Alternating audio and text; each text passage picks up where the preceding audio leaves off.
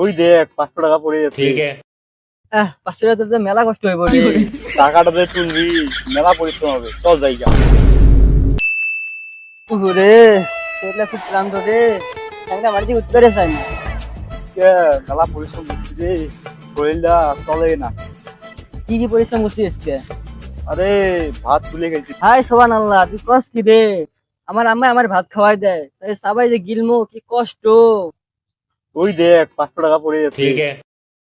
500 টাকা তো মেলা কষ্ট হয়ে পড়ে। টাকাটা যে তুলবি মেলা পরিশ্রম হবে, চল জায়গা। আরে 500 টাকা তুই জামগা, চলো ওখানে যে বই, কেউ আসলে টাকাটা তুলে নিবি। চল।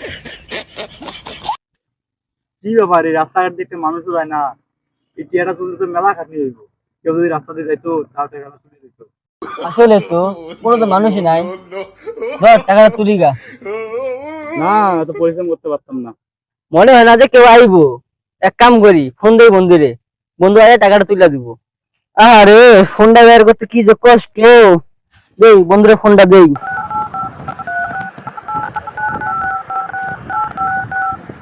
হ্যালো বন্ধু, তুই কি তাড়াতাড়ি রাস্তার দিকে আয় তো। এই বন্ধু ঢাকাইছে রে, তাড়াতাড়ি যাওয়া লাগবে। আরে তোমরা ফোন দিলেন কে? আমারে কোন কি হইছে?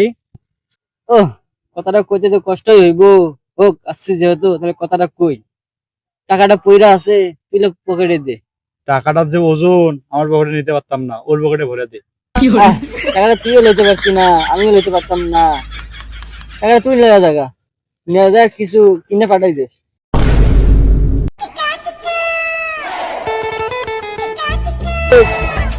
কি করবি কর।